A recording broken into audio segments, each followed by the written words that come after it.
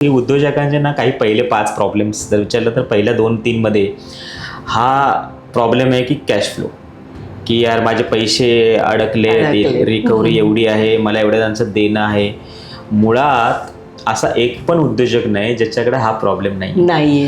मुळात हा प्रॉब्लेमच नाहीये. ज्या उद्योजकांना जेव्हा उद्योग करायचा असेल किंवा कुठल्याही नवीन स्टार्टअप्सला जेव्हा उद्योग व्यवसायात यायचं असेल तर त्यांनी हे समजलं पाहिजे, हे रिकव्हरी निगोशिएशन हा बिझनेसचाच पार्ट आहे. बरोबर. म्हणजे हा माइंडसेटच बनवायचा आहे. मग यातून कसं बाहेर पडू शकतो, मग यातून बाहेर कसं पडू शकतो, तर सम स्ट्रॅटेजी, रिकव्हरी करण्याच्या स्ट्रॅटेजी असतात, निगोशिएशनच्या काही स्ट्रॅटेजी असतात.